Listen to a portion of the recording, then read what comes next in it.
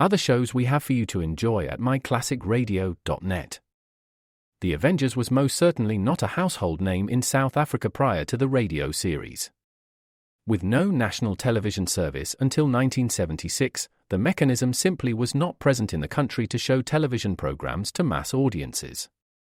While many other countries reveled in the filmed adventures of John Steed and company, South Africa was not equipped to join in the fun.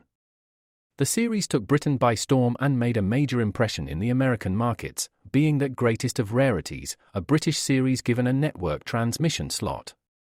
However, as a filmed series, rather than a videotaped one, The Avengers was able to gain a modicum of exposure in South Africa through film rentals. Come and listen at myclassicradio.net. Other shows we have for you to enjoy at myclassicradio.net. 21 Precinct was a police drama broadcast on CBS from July 7, 1953, to July 26, 1956. It initially served as a summer replacement for My Friend Irma. The show was produced in cooperation with the Patrolmen's Benevolent Association of City of New York and adaptations from True Criminal in New York. The Policeman's Point of View. Historically, the 21st Precinct had been located near Gramercy Park, Manhattan. In 1929 the department reorganized the precinct numbering, and 21st designation was discontinued. No such precinct existed during the run, nor does a 21st precinct exist. However, the fictional precinct's territory closely corresponds to that of the Upper Side's 23rd precinct since 192. Come and listen at myclassicradio.net.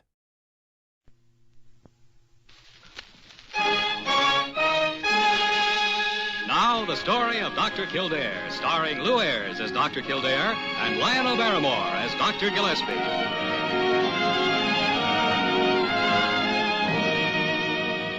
Blair General Hospital, one of the great citadels of American medicine.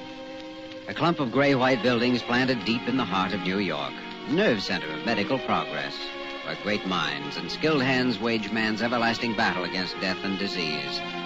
Blair General Hospital, where life begins, where life ends, where life goes on.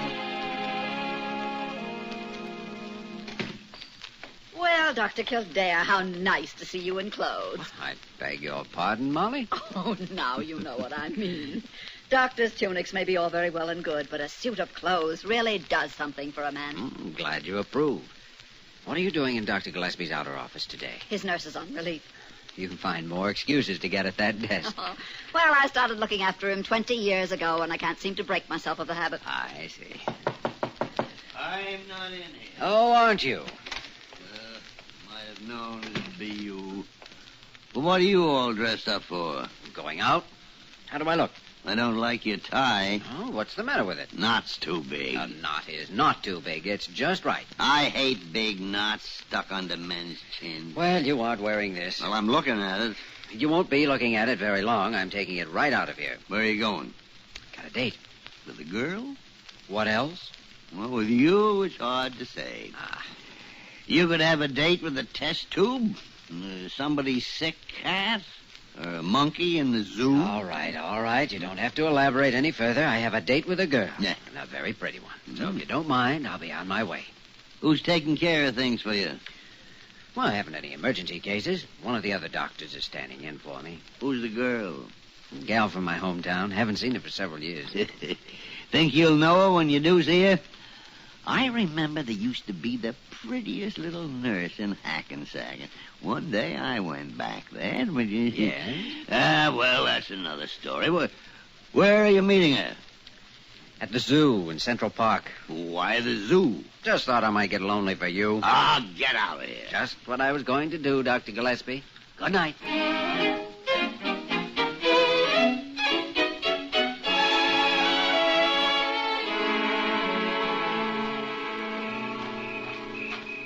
Hello, Janet. Jimmy!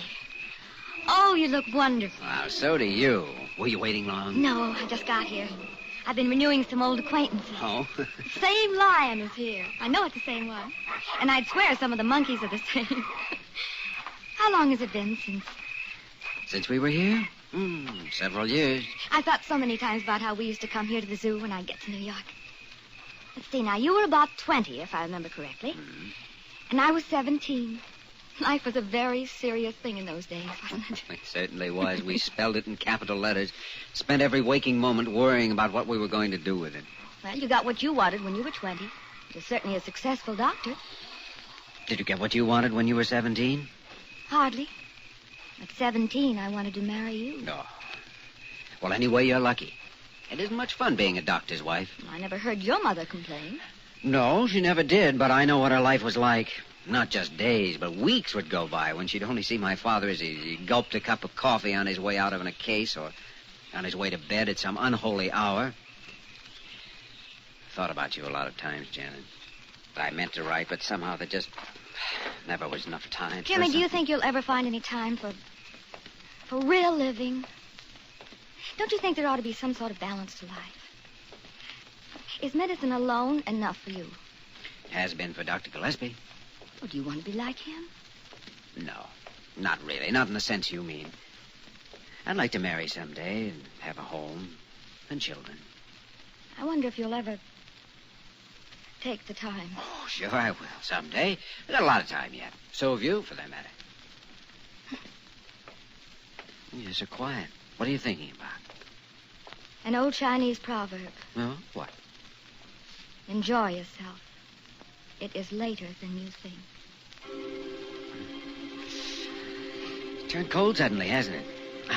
Come on, let's hop a cab and get some dinner.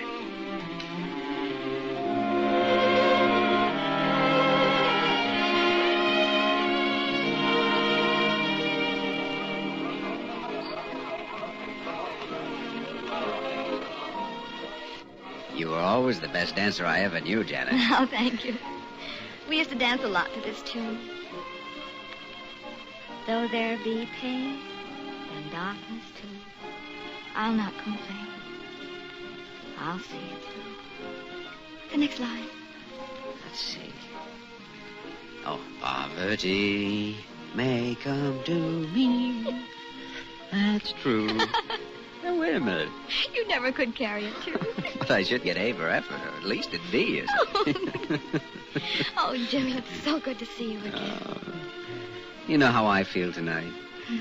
I feel as though some way we've gone back and you're 17 again. I'm 20. Nothing is real except this moment. Oh, Jimmy, I wish nothing was. I wish nothing was. Well, shall we get back to our table and have our dessert? I'm still hungry. So am I. Well, I'll be darned. Now, isn't that someone sitting at our table? It certainly is. Looks like... No, it couldn't be. Hello, Jimmy. Hello, Dr. Kildare. Well, you're certainly the last two people I expected to find here. Do you think you're the only one that can have an evening out? Oh, Janet, I'm sorry. May I present Dr. Gillespie and Miss Bird? This is Miss Norman. How do you No, know? how do you do, Janet? We do have our own table right over there. We just came over to chat for a moment. Why, Molly, how nice to see you in clothes. Oh. Well, you could hardly expect me to come to a place like this in my uniform. You're from Jimmy's hometown, Miss Norman. Yes, I am. Then you knew his father. Oh, I should say I did. He took care of me a few weeks ago when I had the flu. Huh? Hey, look at those kids. I always wished I could dance like that. Who could dance to that music? Oh, we could. Want to try it, Janet? Really? Of course. Sure. Excuse us. You go right ahead. We'll cheer you on from the sideline. Oh, my, she's a pretty little thing. Yes, she is. There they go. Say, look at them. They really can dance.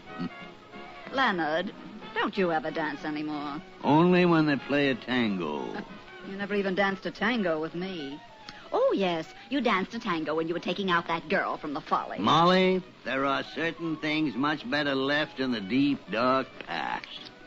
Leonard, why didn't you ever marry? Well, I always meant to. But somehow I was always busy. Or you were. What? I was? Did you say I was? Well, you don't think that if I had married, I'd have married anyone else but you, do you? I wouldn't have dared. I wish I'd known that a long time ago. Oh, here they come. Sit down, Janet. I'll be all right in a minute. I feel so foolish. Something wrong? She got a dizzy spell on the floor. Here, drink a little water. That's right. She's as white as a sheet. Oh, I'm beginning to get my sea legs back now. I had the flu a while back. Oh, I told you that, didn't I? Anyhow, I guess I'm still a little weak from that. Gee, it's cold in here, isn't it? You'd better put your coat around you. Do you want to go? I think perhaps I'd better.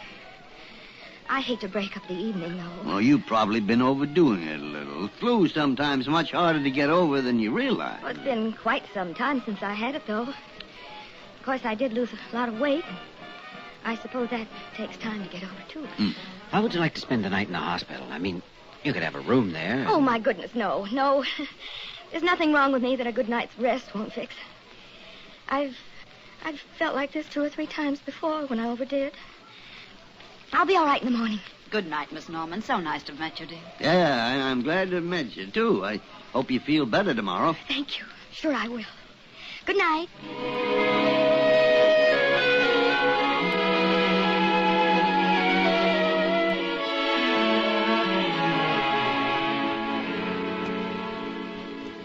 Now, you just take one of these silly little pills and go right to sleep, I will. Still wish you'd let me take you over to the hospital for an examination. No, I'll come over in the morning. You'll see, I won't even need one. Oh, all right, Miss Stubborn. Good night, Jimmy. Janet, Yes, Jimmy? tell me, did you ever outgrow that dream you had when you were 17? No, I never did, Jimmy. I don't think I ever will.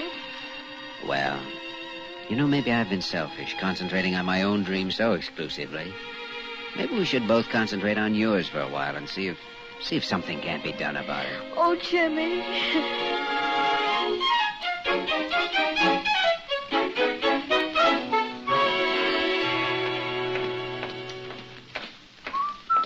Good morning, Dr. Kildare. Good morning, you beautiful, ravishing creature, you. Sir, someone should take your temperature. Morning, Kildare. Good morning, you divine, wonderful being, you. Kildare, you're crazy. Oh, sorry, Dr. Gillespie. I think you ought to have your head examined. Head? Then you're a very poor diagnostician. Oh, I am, am I? Sorry, can't stop any longer. She's waiting in my office. You're out of your mind. You're so right. Hello, Janet. Hello, Jimmy. How do you feel? Oh, better, I think. Still a little groggy, though. Just sit down. Now, we'll take your temperature. Oh, I'm sure I don't have to. Well, now, there's only one way to find out. Here, under your tongue. That's right. I didn't get much sleep last night. Now, why? Kept dreaming of you. What do you think you were saying to me? What? It's later than you think. Over and over all night. It's later than you think. Funny, isn't it? And then I'd wake up, I'd think of the strangest things. That blue formal you had for the senior prom. Do you remember it? And then the day I left for medical school, there was an early snowfall, and you had on a bright red cap. And when I kissed you goodbye, you were crying. I kept thinking of things like that all night. Things that happened years ago. Oh, Jimmy. Here, let me see the thermometer now. Oh, Jim. Come in. Oh, good morning, Miss Norman. Hello, Dr. Gillespie. How is the patient, Kildare? Janet, afraid I'm going to have to order you to bed. Why? Well, your temperature's up a little. Oh, Well, there's nothing to worry about. Lots of things can cause the flu to flare up again. That's right. A few days in bed and you'll be as good as new. I certainly had no idea I was coming here to make a professional call, Jimmy. Janet, you used to say you thought I'd make a fine doctor. Well, now you'll have a chance to see me in action. You'll have a chance to see if I'm as good as you thought I'd be. Jimmy, I put my life in your hands. Professionally. Or otherwise.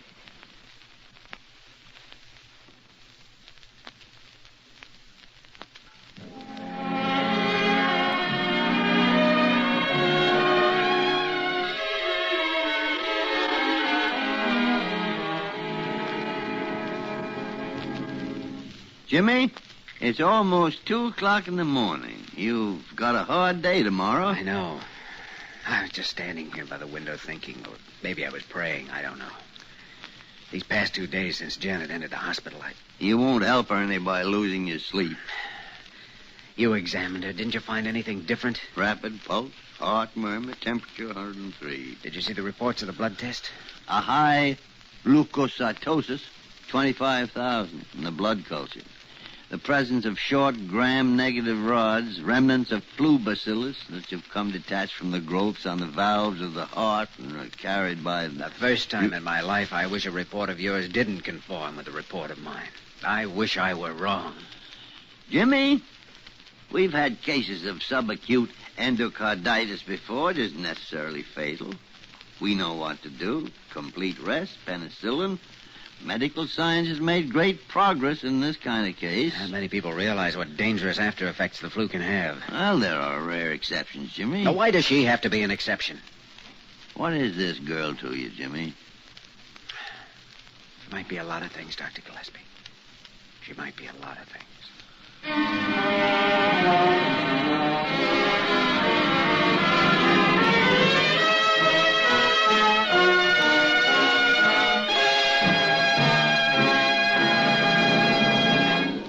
We return to the story of Dr. Kildare in just a moment.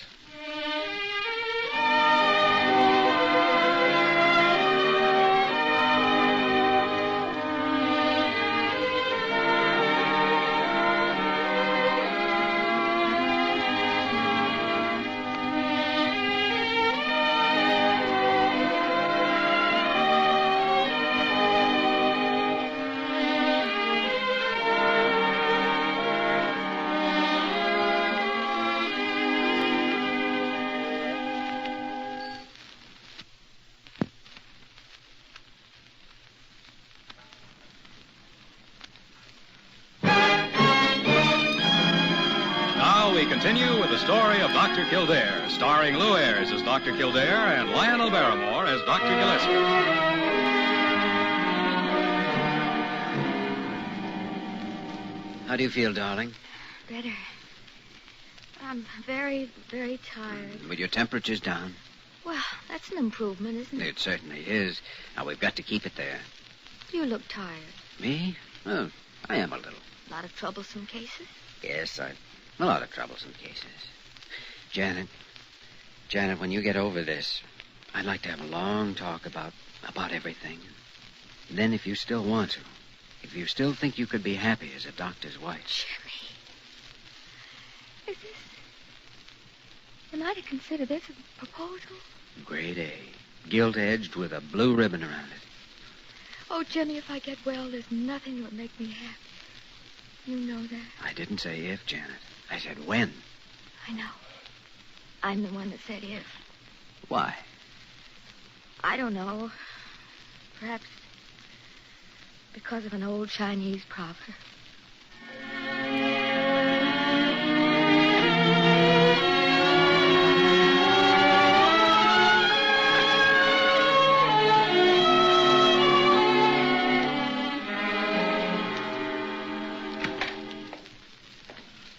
Well, Dr. Gillespie? I examined her just you asked me to. Yes?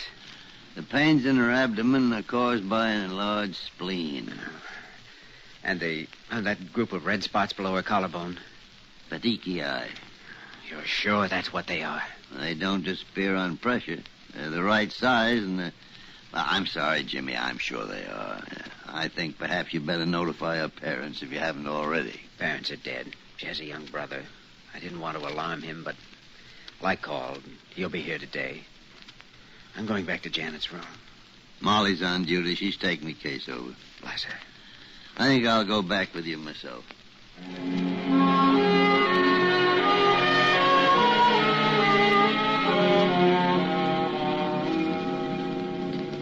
Temperature's high again. Heartbeat palpitating. Jimmy, Yes, darling. it was later, wasn't it? Oh, Later than we thought. no, now don't say that. Don't even think I know, it. Jimmy, I know. But it's late. It's very late. I'm going to get the digitalis, Jimmy. Yes. Yes, I don't want to leave her. You stay right here. I'll get it. How is she? She's failing. Developed into a pancreatitis. I want the digitalis. I have it right here. Will it help? Well, I hope so. The muscle wall of the heart and the endocardium are both diseased, and the heart valves and muscles have become infected. If the digitalis doesn't work, she only's got a short time.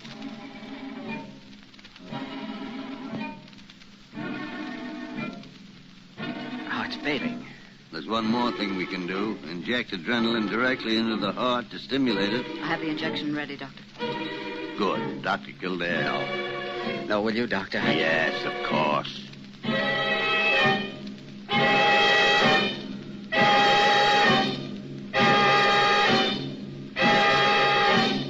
Janet?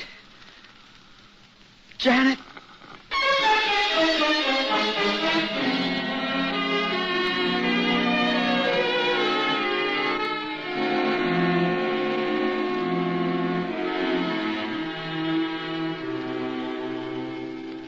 Bob, we tried everything we knew. There was nothing that medical science could do to save your sister's life. Well, she was all right when she came to New York. She didn't have any sign of heart trouble. How could it happen so fast? It was the results of the influenza. Well, then why wasn't that known before? Well, sometimes it takes quite a while for such symptoms to manifest themselves. By the time she collapsed, it was already too late. She was... Well, she was all I had. Yeah, I know, son. Do you know what I'm going to do? No? I'm going to study medicine. I'm going to specialize in heart disease, and well, maybe someday I can find a way to help someone with the same trouble. Son, I think that's a fine idea. And I'd like to do everything I can to help you. How about having dinner with me tonight, and we'll talk it over?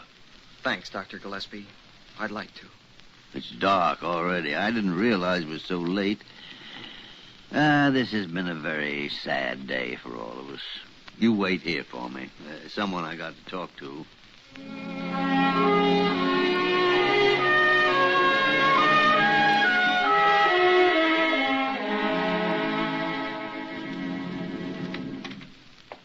Jimmy?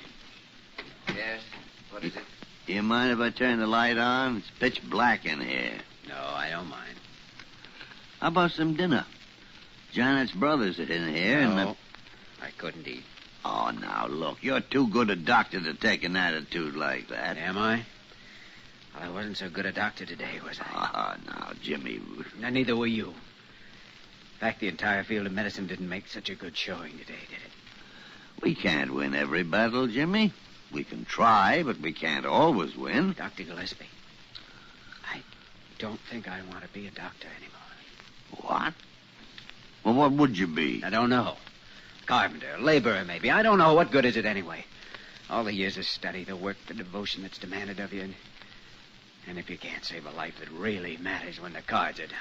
Jimmy, it isn't one life that matters to a doctor. It's all lives. You've lost a case, and you'll lose others. But when the results are added up, you'll save a good many more than you'll lose. Do you think you're the first man that ever had to withstand loss and grief? A girl you know is dead, and the world died with her. But you're still living, and so is your oath, and so are the people you swore to help in that oath. Janet's brother's waiting in my office. He wants to take up medicine. Think of that now. He wants to study heart disease and maybe someday help someone who has the same illness his sister had. Well, I'm going to take him to supper. Good night. Dr. Gillespie, may I join you? Ah, certainly you may. I'm sorry. You're quite right. I don't know. Ah, Jimmy, what happened yesterday's already in the past. And from the pain and grief of yesterday comes the hope of tomorrow. Because the field of medicine's growing and expanding. Nothing can change what was written yesterday, Jimmy. But with study and work and faith, there's still hope of changing what might be written tomorrow. Shall we be on our way, Dr. Kildare? Yes, Dr. Gillespie. Let's be on our way toward tomorrow.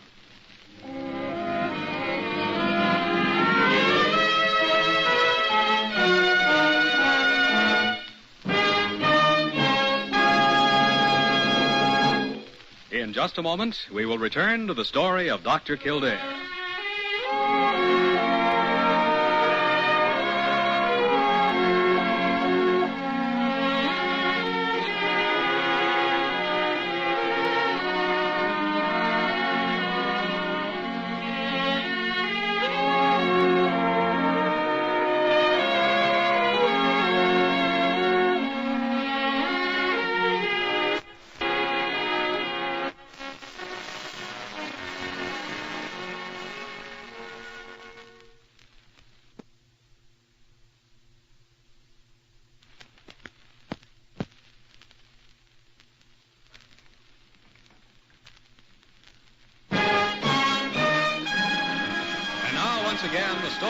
Dr. Kildare, starring Lou Ayres as Dr. Kildare and Lionel Barrymore as Dr. Gillespie. Well, this is my corner. My hotel's just up the street. Thank you for dinner, Dr. Gillespie. Good night, Bob. Good luck. Good night, Bob. Oh, come over tomorrow. Let us show you around the hospital. Thanks, I will. Good night. Foggy tonight. Yeah. Well, there's the hospital. We're almost home. Looks like a castle shining in the mist, doesn't it? Yeah, it does. A castle illuminated by hope, rising out of the darkness. Sorry I blew up tonight. Huh? Everything got too much for me for a few minutes. But medicine is my life. I wouldn't give it up for anything. I know that. Dr. Kildare.